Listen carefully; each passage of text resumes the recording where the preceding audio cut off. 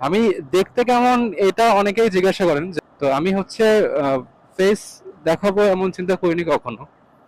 But curiosity যদি থাকে তাহলে আমি আপনাকে একটা হিন্টস দিয়ে দিই। আপনি গুগলে যাবেন, গুগলে গিয়ে একটা নাম সার্চ করবেন। আহ, কি যেন নাম তার, আরশ খান, সরি আরশ খান। এটা করবেন না যে আমি অভিনয় করতেছি, নো। আমার হচ্ছে তার নাম মনে থাকে না। আমার অ্যাকচুয়ালি কারোর নাম মনে থাকে না, অনেক মানে ফার্স্টে ফার্স্টে হচ্ছে নাম শুনলে আমার কয়েকবার নাম শোনা লাগে, আমার নাম মনে থাকে না। সো এনিওয়ে, তো আরশ খানের এই কথাটা আমি বললাম এই জন্যই কারণ এটা আমি অনেকবার শুনছি যে ভাইয়া আপনাকে আরশ খানের মতো লাগে দেখতে। তো আমি বললাম কেন ভাইয়া আমাকে আরশ খানের মতো কেন লাগে? তারা বলে যে আপনার পার্সোনালিটি, আপনার ফেস কাটিং, আপনার হেয়ার স্টাইল এবং আপনার হচ্ছে গেট আপ অনেকটা তার মতো লাগে। তো এটা আমি ফার্স্টে শুনছিলাম আমি যখন একটা বেকারিতে গেছিলাম। তো সে বলছিল যে ভাই আপনাকে আরশ খানের মতো লাগে। আমি বললাম যে আরশ খানটা কে? বলতেছে যে আরশ খানটা চিনেন না, হচ্ছে নাটক করে। আমি বললাম যে না ভাই আমি তো চিনি না। বললো যে সার্চ দেন। তখন আমি সার্চ দিলাম, তো আমি দেখে আহ, আমি দেখছি আগে তাকেও দেখছি ফেসবুকে মাঝে মাঝে রিল টিল আসে না, সেখানে দেখছি, বাট আমি তার নাম জানতাম না।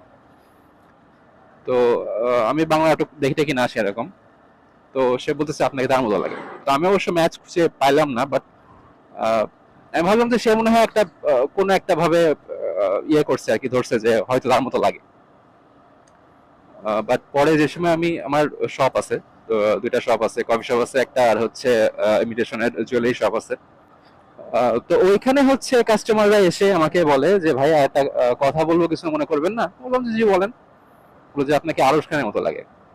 তখন থেকে মনে হলো যে অ্যাকচুয়ালি হ্যাঁ হয়তো লাগে। আমার নিজের কাছে লাগে না, আমি নিজেকে অন্য কারোর সাথে কম্পেয়ার করতে পছন্দ করি না। বাট মানে অনেকবার শোনা হয়ে গেছে, তো এই জন্য মনে হয় যে হ্যাঁ তাহলে লাগতে পারে, কারণ লুকা লাইক পিপল হচ্ছে পৃথিবীতে অনেক আছে, যে এর এর মতো দেখা যায়। তো আমার হয়তো তার মতো দেখা যায়। আজকে বললাম কারণ গতকালকে আমি একটা হচ্ছে ভাইয়ের দোকানে গেছিলাম একটা কাজে।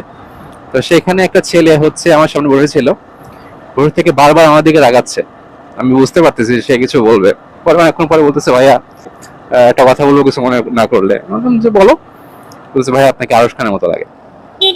তো আমি আসলে এখন ইউজ টু হয়ে গেছি এই কথাটা শুনে যে আমি আরশ খানের মতো দেখতে। সো এই জন্য বললাম। বাট আমার পার্সোনালি যদি বলে যে ভাই আপনাকে নিজেরে কার মতো লাগে মনে করেন আপনি, তো আমি বলবো যে একটা সিঙ্গার আছে, অনেক কম মানুষ শুনছে, বাট তার গান আমার অনেক ভালো লাগে এবং আমার নিজের কাছে মনে হয় যে আমার বডি স্ট্রাকচার এবং তার ফেস স্ট্রাকচার আমার সাথে ম্যাচ করে। সে হচ্ছে এনরিকে ইগলেসিয়াস। তার গান যদি শুনেন তাহলে খুব ভালো লাগবে, তার অনেক ভালো ভালো গান আছে, অনেক রোমান্টিক গান আছে।